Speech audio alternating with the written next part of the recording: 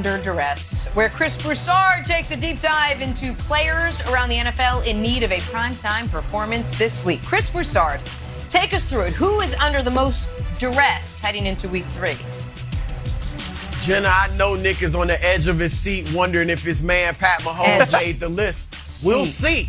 We'll see. All right. But he's not number 5. Number 5 would be Ezekiel Elliott.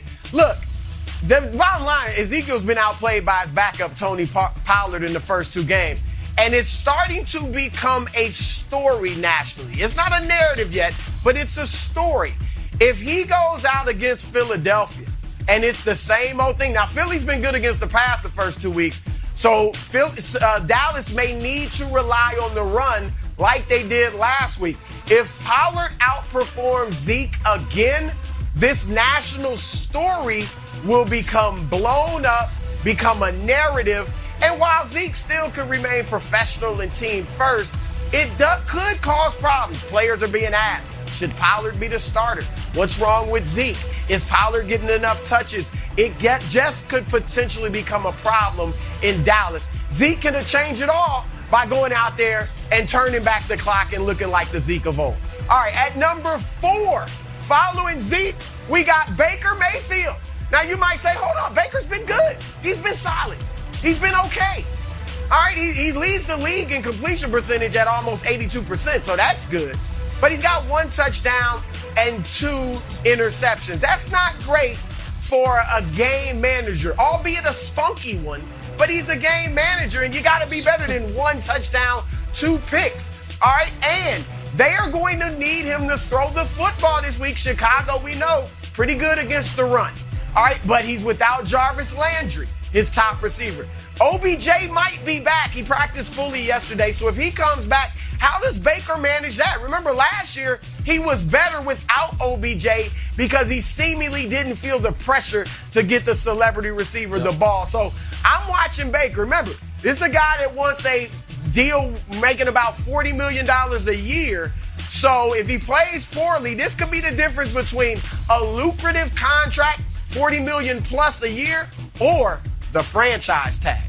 All right, at number 3, we got Dave Gettleman. We go up to the front office, the GM, the embattled GM of the New York Giants. Look, it's his 4th year.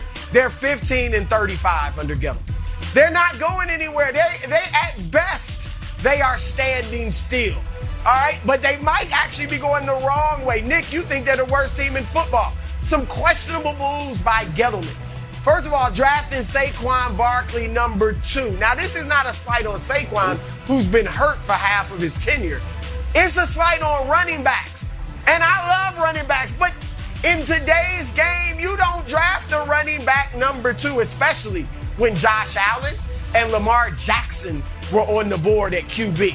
All right, that's not to mention hiring Joe Judge. I'm a fan of Joe Judge. I love the old school approach. But at the end of the day, it's about wins and losses. All right, and Joe Judge was a 38-year-old special teams coach. You passed over experienced coordinators on both sides of the ball to go with a special teams coach. If he doesn't win, it doesn't look good. And that's not to mention Danny Dimes, who's been more like Danny Drops with all the fumbles and the like. Gettleman could be in trouble. All right, number 2. My man, Jameis Winston. Now, there's a narrative going around on this show that I picked him to be the MVP. Stop it. All right, dark horse MVP. We're forced into a bold prediction, something you know's not going to happen, but you got to throw it out there. That's what I did. I played by the rules. You guys went safe. But I do like Jameis, though. I still like him.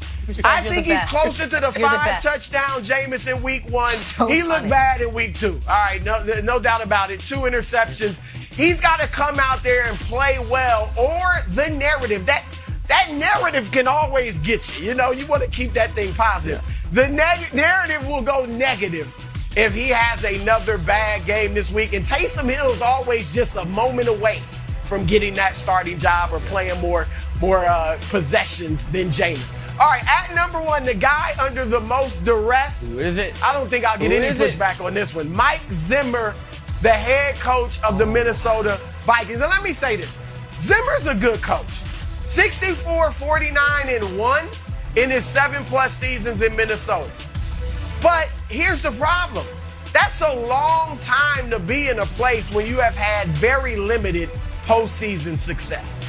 All right, and he has had very limited. The 6 coaches in the league who have a longer tenure in one place than Zimmer, look at them. They all won Super Bowls, and they're lapping and triple lapping and double, all that more than Zimmer as far as playoff victories.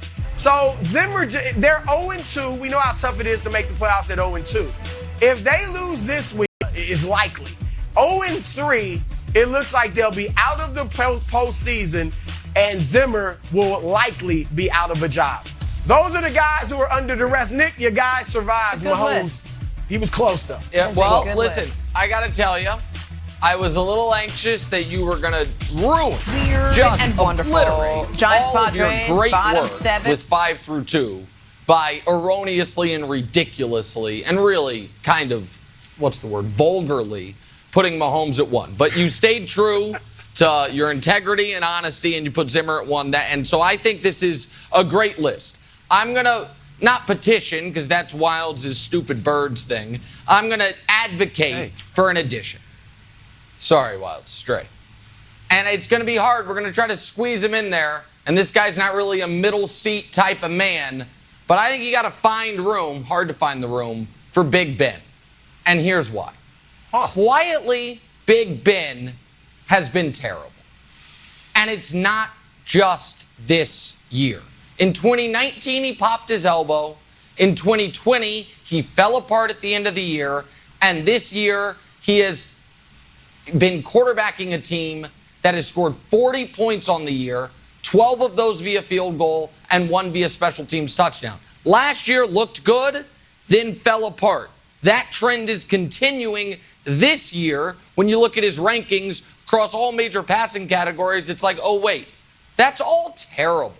He's 25th in yards per pass, 25th in rating. He's thrown 2 touchdown passes. And if you're Pittsburgh, nobody can argue the Steelers don't have a great head coach. Tomlin's extraordinary. No one can argue the Steelers don't have a great defense.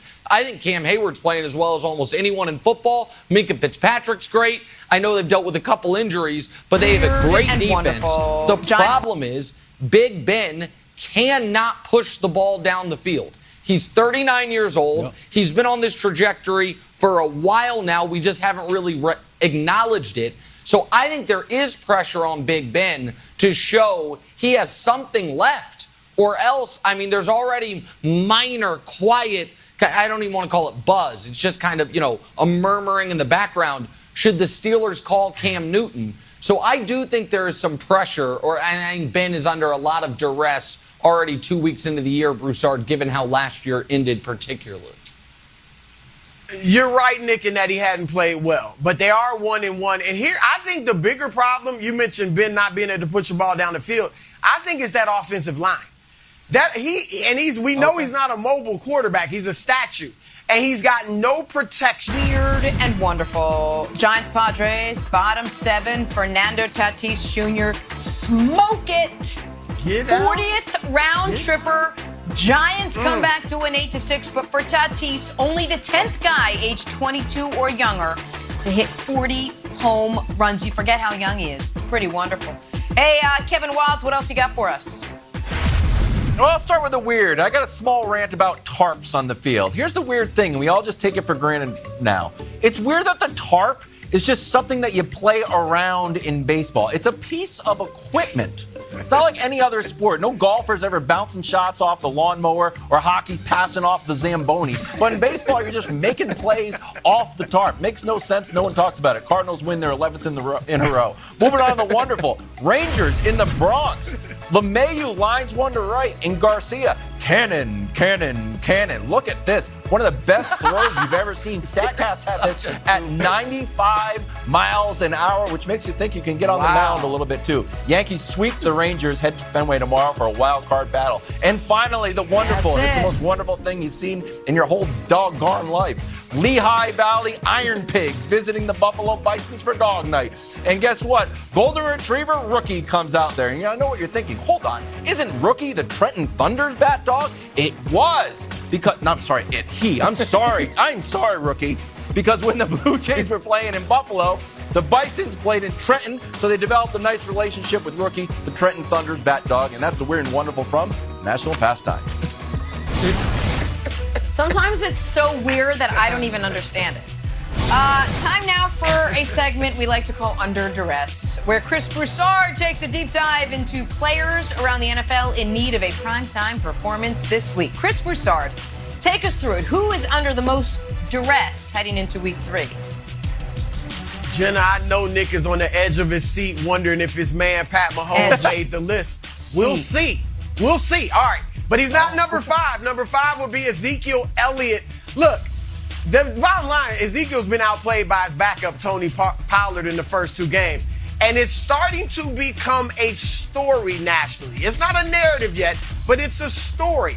If he goes out against Philadelphia and it's the same old thing. Now, Philly's been good against the pass the first 2 weeks. So Dallas may need to rely on the run like they did last week. If Pollard outperforms Zeke again, this national story will become blown up, become a narrative. And while Zeke still could remain professional and team first, it could cause problems. Players are being asked, should Pollard be the starter? What's wrong with Zeke? Is Pollard getting enough touches? It just could potentially become a problem in Dallas. Zeke can